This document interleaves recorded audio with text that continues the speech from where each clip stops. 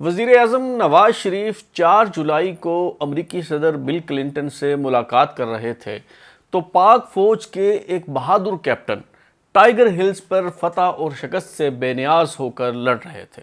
مقابلہ اس قدر سخت تھا کہ بھارتی فوج کو ایک نئی پلاٹون کمک کے طور پر منگوانا پڑی، اور پھر اس بہادر سپوت نے اس دھج سے جام شہادت نوش کیا کہ مرتے وقت بھی بندوق ہاتھ میں اور انگلی ٹریگر پر تھی۔ یہ دلیر جوان کون تھا جس کی شجاعت کی گواہی خود دشمن نے دی؟ آج ہم اسی موضوع پر بات کریں گے۔ میں ہوں بلال غوری اور آپ دیکھ رہے ہیں ترازو۔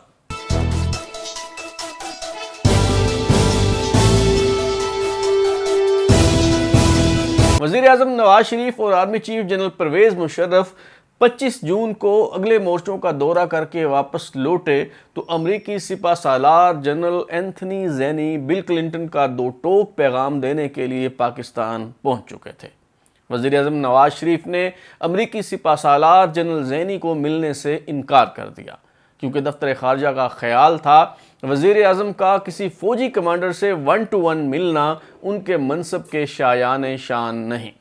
جنرل زینی جی ایچ کیو میں جنرل پرویز مشرف سے ملے اور انہیں بتایا کہ جنگ ان کے سروں پر منڈلا رہی ہے، اور وہ امریکی صدر بل کلنٹن کا بہت اہم پیغام لے کر آئے تھے، مگر وزیر اعظم نواز شریف سے ملاقات نہ ہونے کے سبب شاید آج رات ہی واپس لوٹ جائیں۔ جنرل پرویز مشرف نے امریکی فوج کے سربراہ جنرل زینی سے وعدہ کیا کہ وزیر اعظم نواز شریف کو ان سے ملنے پر قائل کر لیں گے۔ جنرل پرویز مشرف نے نواز شریف سے بات کی تو وہ جنرل زینی سے ملنے پر رضامند ہو گئے۔ جب جنرل زینی اور ان کے ساتھی اسلام آباد کے میرٹ ہوٹل میں داخل ہو رہے تھے تو جنرل پرویز مشرف نے خود کال کر کے انہیں بتایا کہ وزیر اعظم ان سے ملاقات کرنے پر آمادہ ہو گئے ہیں۔ جنرل زینی نے اپنی یادداشتوں میں اس ملاقات کا ذکر کرتے ہوئے واضح کیا ہے کہ جنرل پرویز مشرف نے انہیں وزیر اعظم نواز شریف سے ملنے پر آمادہ کیوں کیا۔ جنرل زینی لکھتے ہیں کہ پاکستانی قیادت کے لیے بظاہر فیس سیونگ کا مسئلہ تھا، لائن آف کنٹرول سے واپسی اور پسپائی سیاسی خودکشی محسوس ہو رہی تھی۔ ہمیں اس صورتحال سے نکلنے کے لیے فیس سیونگ کا راستہ مہیا کرنا تھا۔ ہم یعنی امریکہ صدر بل کلنٹن سے ملاقات کی پیشکش کر سکتے تھے، جس سے سفارتی سطح پر تنہائی ختم ہو جاتی، مگر یہ تب ہی ممکن تھا جب فوج واپس بلانے کا فیصلہ کر لیا جاتا۔ ان باتوں نے پرویز مشرف کی توجہ مبذول کی اور انہوں نے وزیر اعظم کو میری بات سننے پر قائل کر لیا۔ جنرل زینی سے ہونے والی یہ اہم ترین ملاقات، جس میں جنرل پرویز مشرف بھی موجود تھے، اس میں ہونے والی گفتگو سے امریکی سپہ سالار نے یہ تاثر لیا کہ اگر باعزت واپسی کا راستہ مہیا کیا جائے تو پاکستان کارگل سے پسپائی کے لیے تیار ہے۔ یہی وجہ ہے کہ جب 3 جولائی 1999 کو وزیر اعظم نواز شریف نے امریکی صدر بل کلنٹن کو ٹیلی فون کر کے ملاقات کی خواہش ظاہر کی تو بل کلنٹن نے یوم آزادی پر عام تعطیل کے باوجود ملاقات کے لیے ہاں کر دی۔ امریکہ کا ہنگامی دورہ طے ہوا تو وزیر اعلیٰ پنجاب شہباز شریف نے اس کی مخالفت کی اور کہا کہ اس ملاقات کے نتیجے میں یہ پراپیگنڈا کیا جائے گا کہ سویلین وزیر اعظم نے کارگل کی کامیابی کو ناکامی میں بدل دیا۔ آخری کوشش کے طور پر شہباز شریف نے کہا کہ جانا ضروری ہے تو پھر army chief general Pervez Musharraf کو ساتھ لے جائیں، تاکہ یہ تاثر نہ ملے کہ سویلینز بک گئے۔ نواز شریف کو ان کے والد میاں شریف کی تائید حاصل تھی، اس لیے انہوں نے شہباز شریف کی ایک نہ سنی۔ افواج پاکستان کے سپہ سالار جنرل پرویز مشرف مری کے پرفضا مقام پر ویکینڈ منا رہے تھے۔ انہیں رات 1 بجے چکلالہ ایئرپورٹ پر ہونے والی اہم ترین میٹنگ کے لیے بلایا گیا۔ سرتاج عزیز کے بقول پرویز مشرف خاموش رہے اور کسی بات سے اختلاف نہ کیا۔ ٹائیگر ہلز پر خراب صورتحال کی رپورٹ پر بھی کچھ نہ کہا اور اس بات سے اتفاق کیا کہ اگر صدر بل کلنٹن ذاتی طور پر دلچسپی لیں تو لائن آف کنٹرول کو بحال کر دیا جائے۔ وزیر اعظم نواز شریف 4 جولائی کی صبح 2:30 پر پی آئی اے کی پرواز PK-761 سے امریکہ کے لیے روانہ ہوئے تو وفاقی وزراء سرتاج عزیز، چودھری نثار، سیکرٹری خارجہ شمشاد احمد، ایڈیشنل سیکرٹری خارجہ طارق الطاف، وزیر اعظم کے معاون خصوصی طارق فاطمی اور نواز شریف کی اہلیہ کلثوم نواز بھی ان کے ہمراہ تھیں۔ امریکی میڈیا میں چہمگوئیاں ہونے لگیں کہ پاکستانی وزیر اعظم امریکی صدر سے ملاقات کے لیے آ رہے ہیں یا پھر امریکہ میں سیاسی پناہ حاصل کرنے کا ارادہ ہے۔ امریکہ کے نائب وزیر خارجہ سٹروب ٹالبوٹ، جو ان ملاقاتوں کا حصہ تھے، انہوں نے اپنی خود نوشت انگیجنگ انڈیا میں لکھا ہے، ہمیں اطلاع ملی کہ نواز شریف کے پاس وقت کی کمی تھی یا پھر انہیں افواج پاکستان کی حمایت حاصل نہ تھی کہ وہ واشنگٹن آنے کے لیے خصوصی طیارہ حاصل کر سکتے۔ وہ پی آئی اے کی عام پرواز پر سوار ہوئے جو بالعموم کراچی سے نیو یارک آتی ہے، مگر اس روز نواز شریف اور ان کے وفد کو اتارنے کے لیے ڈلاس ایئرپورٹ پر خصوصی طور پر قیام کیا گیا۔ اپنے مشیروں کے علاوہ نواز شریف بیوی بچوں کو بھی ساتھ لا رہے تھے، جس سے ہم حیران رہ گئے اور یہ سوچنے پر مجبور ہو گئے کہ نواز شریف بحران کے حل کے لیے آ رہے ہیں یا پھر سیاسی پناہ کے لیے تشریف لا رہے ہیں۔ بلیر ہاؤس میں نواز شریف اور امریکی صدر بل کلنٹن کی ملاقات شروع ہوئی ہی تھی کہ سامنے لگی ٹی وی اسکرین پر سی این این نے بریکنگ نیوز دی کہ بھارت نے ٹائیگر ہلز پر قبضہ کر لیا ہے۔ تولولنگ کی لڑائی کے بعد یہ بھارت کی دوسری بڑی کامیابی تھی، جس نے کارگل جنگ کا پانسا پلٹنے میں اہم کردار ادا کیا۔ ملاقات کے دوران وقفہ ہوا تو وزیر اعظم نے army chief general Pervez Musharraf سے رابطہ کر کے ٹائیگر ہلز چھن جانے کی خبر کی تصدیق کی۔ اب وزیر اعظم نواز شریف کے پاس بھاؤ تاؤ کرنے کے لیے گنجائش ختم ہو چکی تھی۔ وزیر اعظم نواز شریف نے امریکی صدر بل کلنٹن سے ایک اور ملاقات کی اور 3 گھنٹوں کی گفت و شنید کے بعد اس بات پر اتفاق ہو گیا کہ کنٹرول لائن کو شملہ معاہدے کے مطابق بحال کیا جائے گا۔ عالمی جریدے نیوز ویک نے لکھا کہ بل کلنٹن کشمیر کے بکھیڑے میں نہیں پڑنا چاہتے تھے۔ نواز شریف محض یہ یقین دہانی لینے میں کامیاب ہوئے کہ وہ ذاتی دلچسپی لے کر مسئلہ کشمیر حل کروائیں گے۔ چند روز بعد باضابطہ طور پر جنگ بندی کا اعلان ہو گیا اور کارگل سے واپسی کا سفر شروع ہو گیا۔ وزیر اعظم نواز شریف امریکہ کے دورے سے واپس لوٹے تو انہوں نے قوم سے خطاب کر کے نہ صرف عوام کو اعتماد میں لیا بلکہ بھارت کو ایک بار پھر مذاکرات کی میز پر آنے کی دعوت دی۔ شہباز شریف کے خدشات درست ثابت ہوئے اور نواز شریف کی امریکہ یاترا کے بعد منظم انداز میں یہ پراپیگنڈا شروع ہو گیا کہ کارگل کے میدان میں حاصل کی گئی یقینی فتح کو سویلین وزیر اعظم کی بزدلی کے باعث شکست میں بدل دیا گیا ہے۔ جماعت الدعویٰ کے امیر حافظ سعید نے الزام عائد کیا کہ نواز شریف جیتی ہوئی جنگ امریکہ میں ہار آئے۔ جماعت اسلامی کے امیر قاضی حسین احمد، فضل الرحمان، فاروق لغاری اور یہاں تک کہ الطاف حسین جیسے رہنماؤں نے یہ موقف اختیار کیا کہ نواز شریف نے قومی مفادات سے انحراف کیا اور کشمیر کا سودا کرنے والی حکومت اقتدار میں نہیں رہ سکتی۔ نوائے وقت گروپ کے چیف ایڈیٹر مجید نظامی نے بھی نواز شریف پر شدید تنقید کرتے ہوئے اس اعلامیے کو سیاسی خودکشی قرار دیا۔ لیکن کیا واقعی نواز شریف نے شہدائے کارگل کے خون سے غداری کی یا پھر یہ تہمت اپنے سر لے کر اپنی فوج کو رسوائی اور جگ ہنسائی سے بچایا؟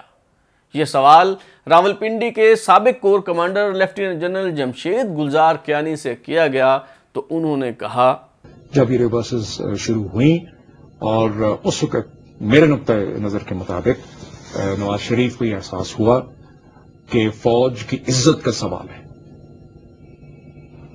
میں یہ بڑے وثوق اور یقین سے آپ کو کہہ رہا ہوں، یہ شاید قوم کو اس چیز کا علم نہ ہو، اس وقت ان کو احساس ہوا کہ یہ میری فوج جو ہمارے ملک کی عظمت ہے اس پہ حرف آئے گا۔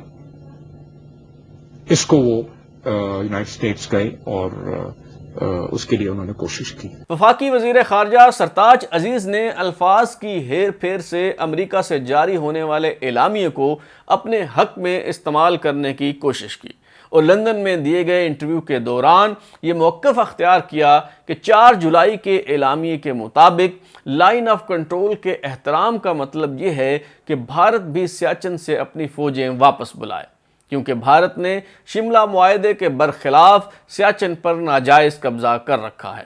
مگر امریکہ نے بلا تاخیر تردید کرتے ہوئے وضاحت کی کہ یہ اعلامیہ محض کارگل سے متعلق ہے۔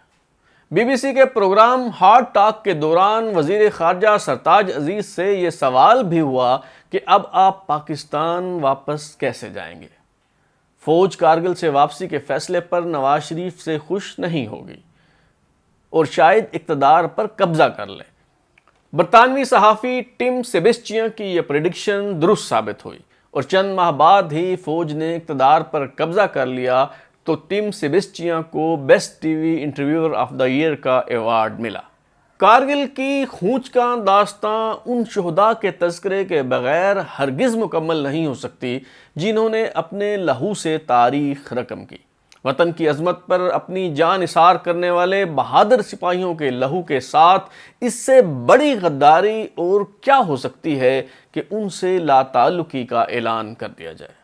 جب وزیر اعظم نواز شریف امریکی صدر بل کلنٹن سے ملاقات کر رہے تھے تو صوابی سے تعلق رکھنے والا captain colonel Sher Khan tiger Hills پر سیسا پلائی دیوار بن کر کھڑا تھا۔ بھارتی فوج سے ٹائیگر ہلز کا قبضہ واپس لینے کے لیے کیپٹن کرنل شیر خان محض 12 جوانوں کے ساتھ آگے بڑھا اور اس قدر شدید حملہ کیا کہ بھارتی فوج کو ایک اور پلاٹون کو کمک کے طور پر بلانا پڑا۔ جب بہادری سے لڑتے ہوئے جام شہادت نوش کیا تو تب بھی بندوق اس کے ہاتھ میں اور انگلی ٹریگر پر تھی۔ بھارتی فوج کے 8 ماؤنٹین ڈوین کی قیادت کرنے والے لیفٹیننٹ جنرل موہندر پوری، جنہوں نے کارگل جنگ پر ٹرننگ دا ٹائیڈ کے نام سے کتاب لکھی ہے، انہوں نے بھی کیپٹن کرنل شیر خان کی بہادری کا اعتراف کیا اور بھارتی فوج کی ہی گواہی پر کیپٹن کرنل شیر خان کو نشان حیدر دینے کا فیصلہ کیا گیا۔ لیکن ہم نے ان شہداء کے خون کی قدر نہیں کی۔ افسوس تو یہ ہے کہ ہم اپنے شہداء کے جسد خاکی وصول کر کے انہیں سبز ہلالی پرچم میں لپیٹ کر پورے اعزاز کے ساتھ سپرد خاک بھی نہ کر سکے، کیونکہ ہمارا موقف تو یہ تھا کہ کارگل پر مجاہدین لڑ رہے ہیں اور ہمارا ان سے کوئی تعلق نہیں۔ نسیم زہرا اپنی کتاب فرام کارگل ٹو کو میں لکھتی ہیں کہ جولائی کے آغاز میں دلی میں تعینات پاکستانی کونسلر جلیل عباس جیلانی کو بھارتی ہم منصب نے ٹیلی فون کر کے کہا کہ اپنے شہید فوجیوں کے جسد خاکی وصول کر لیں۔ جلیل عباس جیلانی نے حسب سابق ان شہداء سے لا تعلقی کا اعلان کر دیا۔ انہی شہداء میں کیپٹن کرنل شیر خان کی میت بھی شامل تھی۔ جب نواز شریف امریکہ سے واپس لوٹے اور سیز فائر کے بعد پالیسی تبدیل ہوئی، تب کہیں جا کر پاکستانی حکام نے ریڈ کراس کے ذریعے یہ لاشیں وصول کی۔ تلا گنگ سے تعلق رکھنے والے کیپٹن حسیب احمد ملک اور راول پنڈی کے کیپٹن عمار حسین جیسے کئی شہداء کے جسد خاکی آج تک نہیں مل پائے۔ ان بہادر بیٹوں کی باہمت مائیں اپنے بیٹوں کی آہٹ محسوس کرتی ہیں، ان کی شہادت پر فخر کا اظہار کرتی ہیں، مگر یہ سوچ کر آنکھوں میں آنسو تیرنے لگتے ہیں کہ کاش اپنے شہید بیٹوں کا آخری دیدار نصیب ہوا ہوتا، ان کی قبر معلوم ہوتی تو وہاں جا کر شہید بیٹوں کی خوشبو محسوس کی جا سکتی۔ ہونا تو یہ چاہیے تھا کہ کارگل جنگ سے متعلق درست حقائق معلوم کرنے کے لیے بھارت کی طرح انکوائری کمیشن بنایا جاتا اور پھر اس کی روشنی میں ذمہ داروں کے خلاف کارروائی ہوتی، لیکن نواز شریف سیاسی مصلحت کے تحت یہ فیصلہ نہ کر سکے۔ نواز شریف نے بداعتمادی کی خلیج ختم کرنے کے لیے نہ صرف پرویز مشرف کو joint chief of staff committee کا چیئرمین بنا دیا، بلکہ انہیں اہلیہ سمیت عمرہ کرنے لے گئے تاکہ دلوں کی کدورتیں دور ہو سکیں۔ سرتاج عزیز اپنی کتاب بٹوین ڈریمز اینڈ ریئلٹیز میں لکھتے ہیں کہ اگر نواز شریف تاخیر کرنے کے بجائے کارگل آپریشن کے فوری بعد پرویز مشرف کو آرمی چیف کے عہدے سے ہٹا دیتے تو کسی قسم کا رد عمل سامنے نہ آتا، کیونکہ کارگل آپریشن پر سروسز چیفز ہی نہیں، کور کمانڈرز کو بھی اعتماد میں نہیں لیا گیا تھا۔ لیکن نواز شریف سول ملٹری تعلقات بحال کرنے کے لیے ایک کے بعد دوسری غلطی کرتے چلے گئے۔ Corps commander Quetta lieutenant general Tariq Pervez جو وفاقی وزیر راجہ نادر پرویز کے برادر ان لا تھے اور کارگل آپریشن کی کھل کر مخالفت کر چکے تھے، اس سینئر موسٹ جرنیل کو اپنے راستے کا پتھر جان کر پرویز مشرف نے نواز شریف کے ہاتھوں ہی فوج سے قبل از وقت ریٹائر کروا دیا۔ شہباز شریف کو 14 سے 20 ستمبر کے دوران امریکہ بھیجا گیا تاکہ وہ ممکنہ فوجی بغاوت کے تدارک کے لیے امریکی حمایت حاصل کر سکیں۔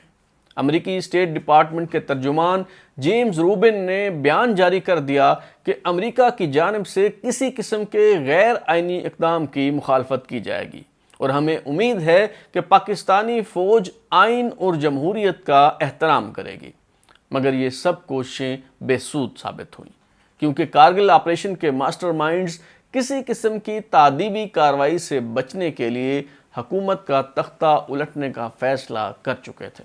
مارشل لا کی راہ ہموار کرنے کے لیے سیاسی محاذ پر ایک بار پھر کٹ پتلیوں کو حرکت میں لانے کا فیصلہ ہوا تو متحدہ اپوزیشن نے گرینڈ ڈیموکریٹک الائنس کے پلیٹ فارم سے نواز ہٹاؤ ملک بچاؤ تحریک کا اعلان کر دیا۔ اقتدار پر قبضہ کرنے کی تیاریاں مکمل ہو گئیں تو army chief general Pervez Musharraf نے بیرون ملک جانے کا اعلان کر دیا تاکہ ان کی عدم موجودگی میں نواز شریف موقع غنیمت جان کر کوئی قدم اٹھائیں تو فوج ٹیک اوور کر لے۔ سری لنکن فوج گولڈن جوبلی کی تقریبات منا رہی تھی اور جنرل پرویز مشرف ان تقریبات میں شرکت کے لیے اپنی اہلیہ کے ہمراہ 4 روزہ دورے پر کولمبو روانہ ہو گئے۔ پرویز مشرف سری لنکا سے واپس آ رہے تھے تو ان کے ساتھ کیا ہوا؟ کیا واقعی ان کا طیارہ ہائی جیک کر لیا گیا؟ 12 اکتوبر 1999 کو فوج نے کیسے ٹیک اوور کیا؟ یہ سب معلوم ہو سکے گا اگلی قسط میں۔ سبسکرائب کیجئے، بیل آئیکن یعنی گھنٹی دبائیں اور دیکھتے رہیں ہمارا چینل ترازو۔